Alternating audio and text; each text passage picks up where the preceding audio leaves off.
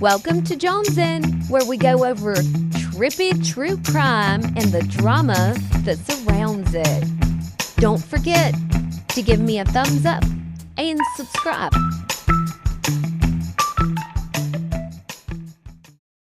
House of Williams' opinion on heels on the ground.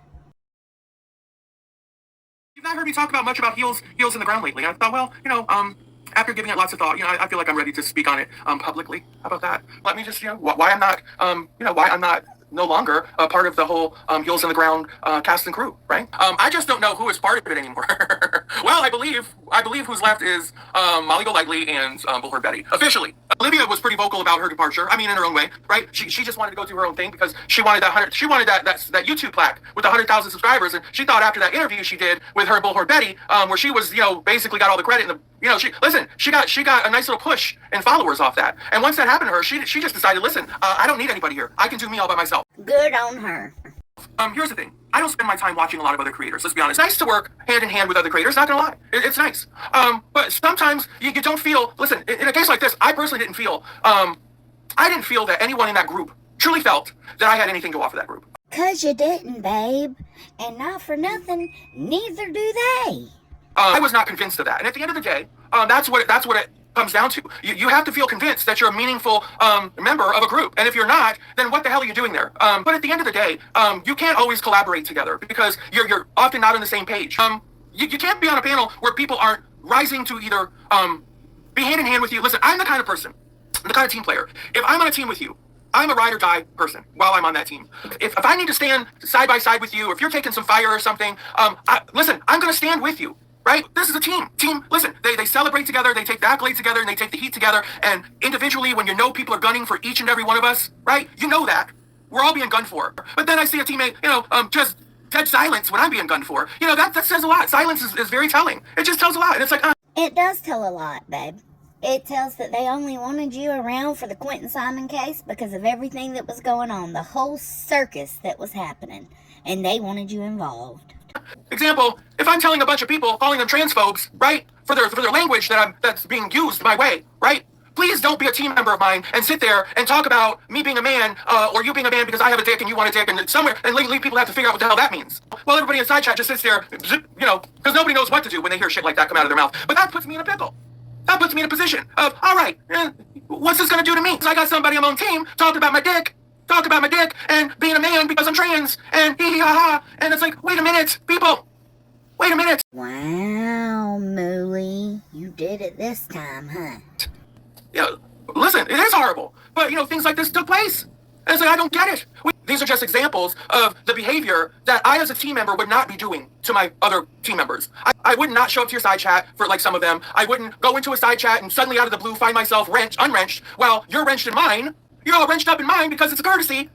Not because I believe you need to wrench people over the head here, because it says to me that you're worthy of having a wrench. It says to me that you're a valid creator in this, and I see you as that, in this area. I see you as such. So when people come in, and you come in, I want people to see that you have a wrench. And then I hop in your chat to say hello, and I'm sitting there in my blue dress. I don't have a blue dress. And I'm just tired of going in and out of people's chats, wondering if I'm going to have a wrench or not, wondering if I'm going to be treated like a second or third class citizen. I can do business all by myself, right? I don't need to team up with people who are constantly going to directly or indirectly make me feel that I'm not enough, or I don't have enough to bring to the table. Or if I am bringing heat to the table, listen, and people are asking for more. We want more of this person and this person together. You guys are great together. More. What does that tell me? That tells me we need to deliver more to these people. They can't get enough of us together. But then when one person says, well, listen, I'm going to do the opposite. More Molly and Mallery. Jesus, they couldn't get enough of us when I went to Hershey. Couldn't get enough of us. But the first inclination is to say, Justin, come on, Justin. Let's do this, Justin. Justin, let me on your channel, Justin. Justin, you do like the opposite. This is me talking real. When you have an audience thirsting for two people to do something together, it makes sense to give them what they want. Plan your next adventure. This is business. This is content. You don't do the opposite. Why? Because what? Too much attention? Not enough attention on one person versus the other? What is it? Shit, you just said it, girl. You get too much attention. How many times did I say, my God, they love us together, girl. They love us together. They love us together. They can't get enough. I do business differently than other people, right? They're throwing money at us. I mean, tell me where this is. Where is it to do the opposite? How is it that we're not planning a trip to LA together? Or tell me why we're not. I don't understand this.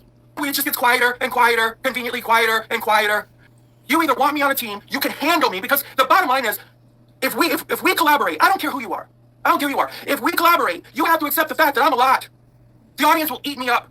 The camera will swallow me. Every bit of it. It's just, and it wants more. I don't mind sharing that with another entertainer who is just as magnetic to the camera, or just as vocal in her own right, or what. I don't mind sharing any of that. That's the difference, though. Mooly does. If we can entertain the masses just by being us, a dynamic duo, but instead, is Fred available?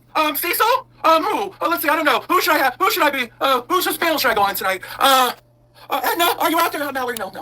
Because my Howies deserve better, right? I've got to do it with the people that when they see me coming in the room or jumping on panel with them, they realize that I am just as much an asset as Cecil, Edna, Fred, Robert, or anybody else. If you don't take time to convince me of that, or feel I'm worthy of convincing of that, then listen, that's a you problem, not me problem. Because so far it's not panned out, which I'm fine with. It's ridiculous for me to think that I have anything to offer Heels in the Ground. Because here's the thing.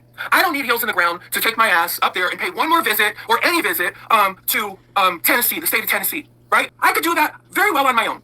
I've invited people, maybe wishy-washy, don't get it. Listen, then don't go with me. I'm fully capable. My people fund me to do these trips. So what I won't do is sit around and wait for Heels in the Ground to magically invite me somewhere, or to make me part of things.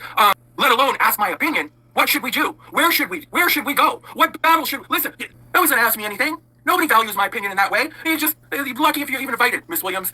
You'll be lucky if you don't turn on your camera and just see two members of Heels in the Ground somewhere in Pennsylvania doing their Heels in the Ground work, and you didn't even get an invitation to the ball. Right? There's that. Why not 3? Would 3 have just been too much? So what I'll do, I'll just go to Memphis. I'll just go to Memphis and do my own content. That's what I did. Would I probably have rather been part of a team and somewhere off with the girls? Truth be told, yes.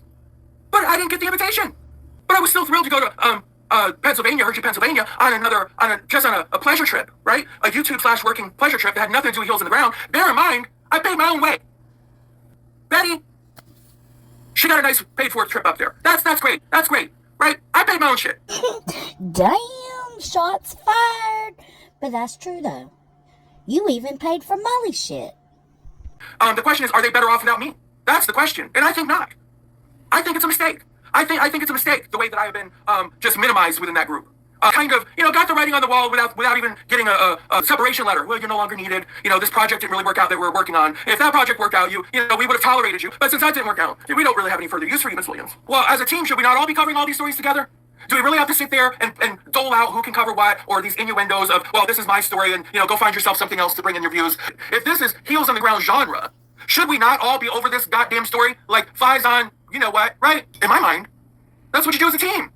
But it just does seem like there's a lot of self-serving. Be self-serving, right?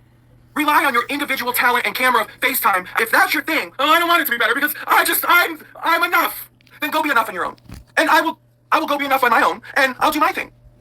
Now, I can still love on you. I can still send you virtual kisses and hugs and, tell you how fabulous you are. But listen, we just won't be sharing any projects together. I don't think you can handle it. You've not shown me that it's something you're interested in. Neither one of them ladies. Neither one of those ladies. I'm not singling anybody out, including Olivia. All of them. Neither one of them showed me that they thought that they would be better as a group with me. Take her or leave her. Who's she, right? And again, we're not targeting anybody. This doesn't mean, I'm taking so-and-so sides. There you go, acting juvenile. There's no war here. There's no sides to have to take. Think you could have done me a little bit better. No, not for nothing. Think you could have done me a little bit better in reference to that team, right? And on that note, ladies and gentlemen, that's it. I'm not going to keep you here any longer. It's a short one. That's what I had to say today. Anything else will just be droning on and on and on and on. And there we have it, folks. House of Williams has officially fired Mooly and Bullhorn. And not for nothing, I'm kind of glad, because your content's already on the edge of offensive, or sometimes already outright offensive. And hanging with them just made it worse, girl. Thanks for watching, y'all. I'll catch y'all on the flip side. Bye.